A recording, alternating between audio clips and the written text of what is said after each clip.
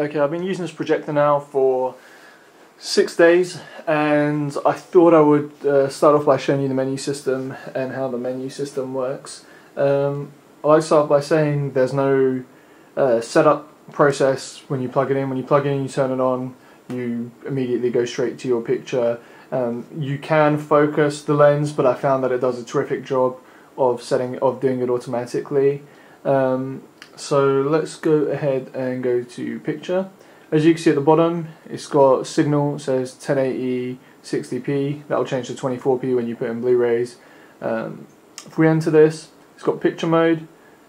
This has normal, dynamic, which adds a lot of contrast. There's the cinema mode, cinema 1. This is meant to be the best mode out of the box.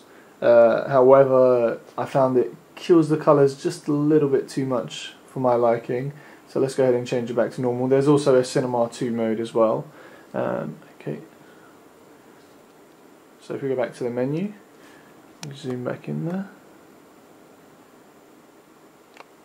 Okay, the next option down is contrast, and then you have brightness settings, color, tint, color temperature, your sharpness, dynamic iris. Makes a little bit of a difference to the screen. It makes it a little bit brighter. This is with it on, and this is with it off. I tend to have it off, and the reason for that is I was watching Lost in Translation, and there's a scene where he's at the studio and they're taking photographs of him, and when it shows the photographer, the background is grey on one side and a lot darker on the other side, just due to the lighting in the scene. And the side where it was black, it went bright to match the grey side of the screen, and then it went back down to black again, and I could see that it was struggling, you know, to balance the picture properly. So whilst dynamic iris is supposed to improve the picture quality, taking gamma into account, taking the base curve into account of the colours, and it's meant to improve the quality of the picture, I didn't find that it really it didn't really add enough for me to justify the problems you get every now and then, especially in dark scenes where it seems to change black and greys back and forth in the same scene. Next is waveform monitor. Now, if you bring this up, you can customize this thing more than you can imagine. I mean, if you look at the top of the screen, you can do full scan settings. You can do single line. I mean, it's giving you real time. I was actually recommended, when I went to view this in a store, I was recommended to get a professional. The guy said you can pay a professional.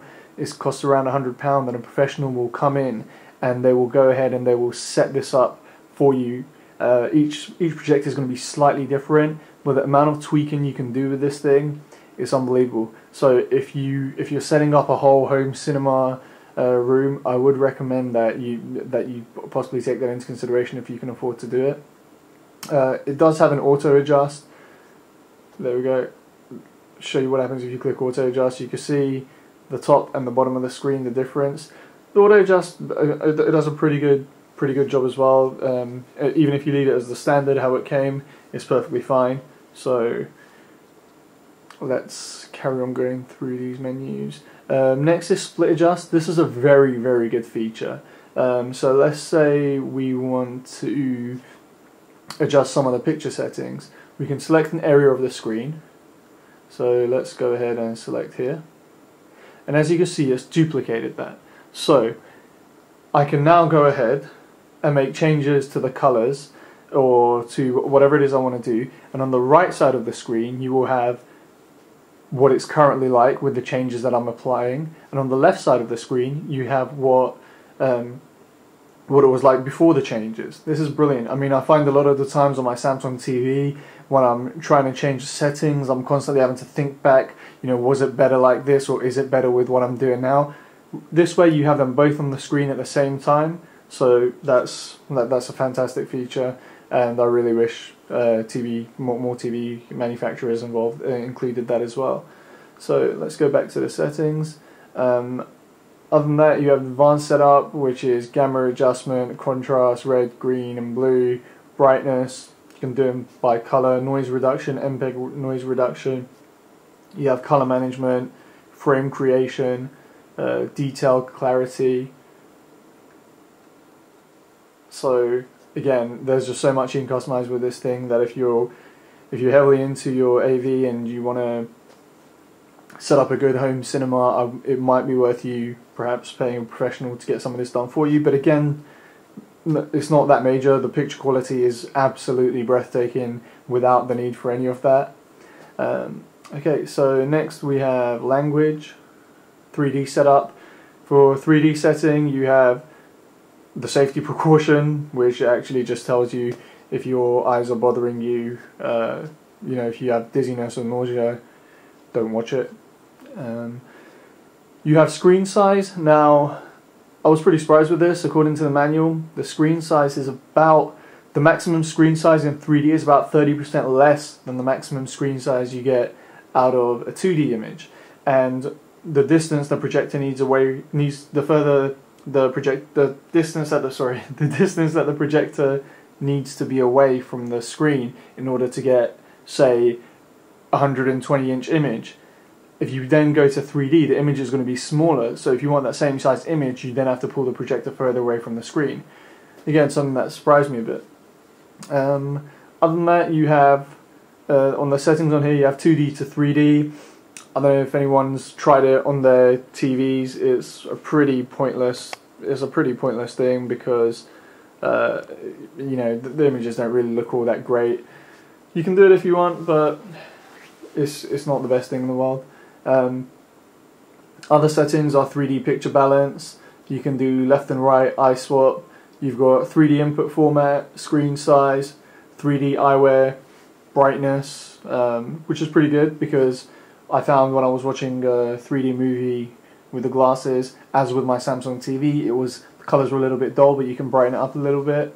And there's also the 3D IR transmitter settings, if you need the transmitter attachment that you can purchase for this, and 3D viewing monitor. Now, as I said, the glasses for this, you don't get any with it. They're about £40 each on eBay, otherwise they're about £120 for two if you just go and get it from normal retailers. So let's go to the next one. You have lens control. Now, with lens control, you have zoom and focus. Again, unlike cheaper projectors where you need to physically move stuff on the projector itself, such as the lens or a little or something above it, you don't need to with this. Everything is done straight through the settings. You have lens memory load, which I will show you exactly what this is. I'll show you exactly what that is a little bit later on. You have lens memory save, memory edit. You have auto switching, which is basically the lens will automatically switch between 2.35 by 1 and 16 by 9 images. So instead of having huge borders, it will zoom in, which is a fantastic feature. Other than that, you've got the horizontal, vertical area set up, masking left and right, and upper and lower masking.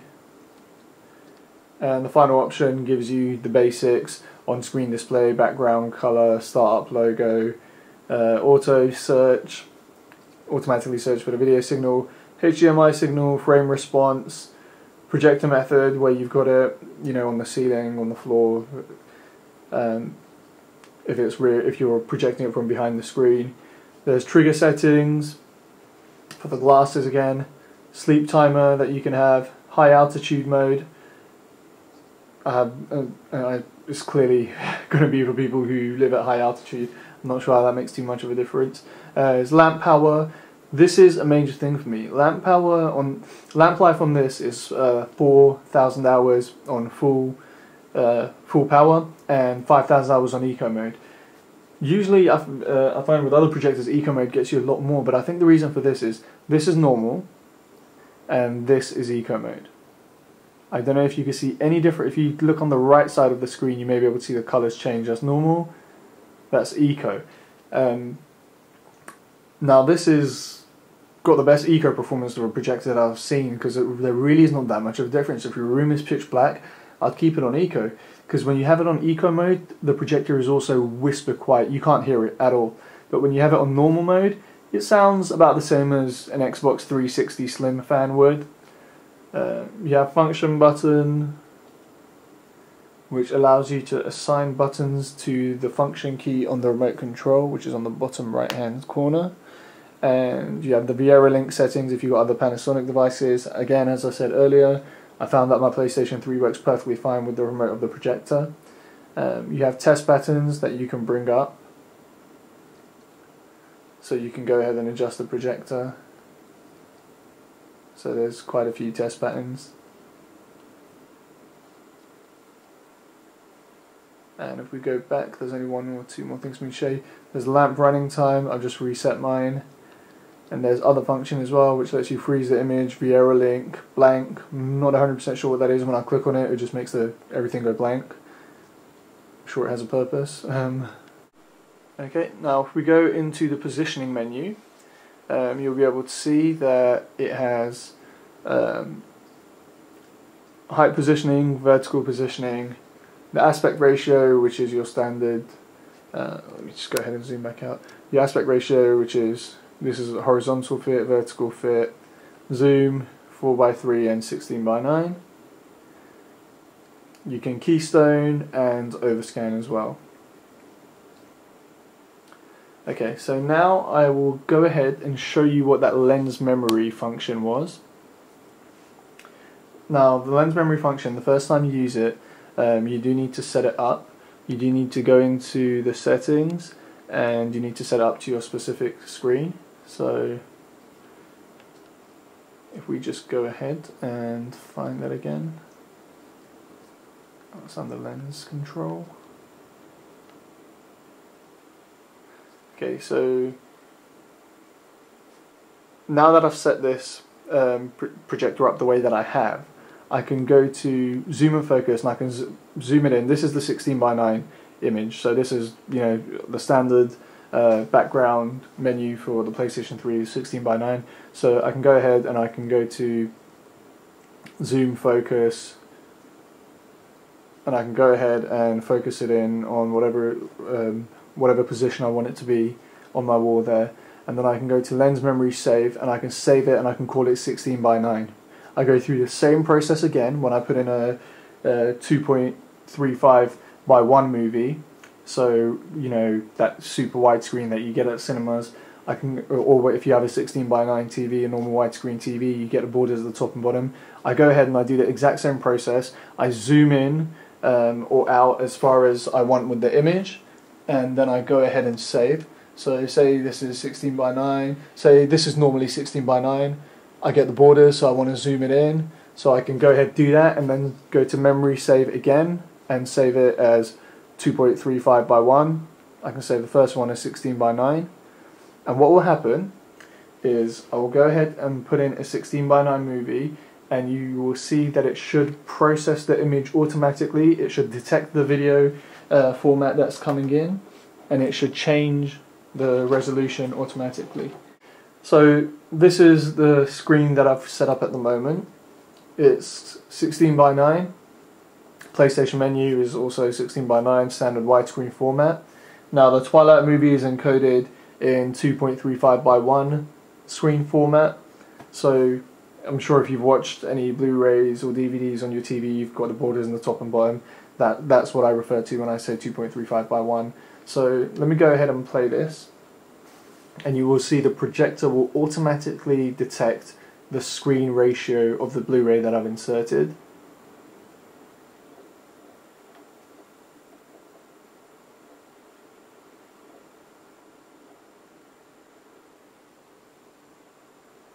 Okay, so the Blu-ray is now playing, and it should automatically, there we go, as you can see, it zooms the picture in to now take up my whole screen area, because the borders in the top and bottom are irrelevant, so it can take up the whole screen area. My only complaint about that is I don't see why it's necessary for it to flash the word processing on the screen. I'd rather that not happen, and I'll explain especially why. Because when I first found out about this feature, the first thing I thought to myself is, I wonder how it's going to deal with IMAX movies. Say for example Dark Knight. That Dark Knight has scenes which are 16 by 9, and then scenes which add the borders to the top and bottom again. And you know, in an instance like that, I thought, is it going to constantly say the word processing on the screen and make it smaller or bigger, or is it going to keep it at one ratio? So let me go put in the dark night and I'll show you what the results were. It is currently in the standard 16 by 9 aspect ratio, same as the PlayStation menu, because the picture hasn't actually come on yet. So now that the picture's on, let's go ahead and pass this logo. These are the screens that take up the entire image. And as you can see, the borders suddenly appear at the top and bottom as it goes from IMAX mode to standard mode. And what should happen is after a few seconds, it should resume the image. Let's just see if it does that.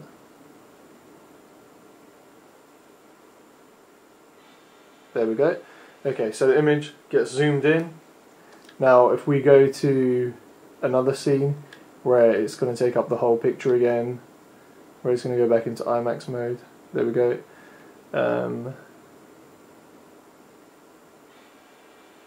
Unfortunately, that's what happens. It says the word processing, and it constantly goes between full screen and normal screen every time the scene changes.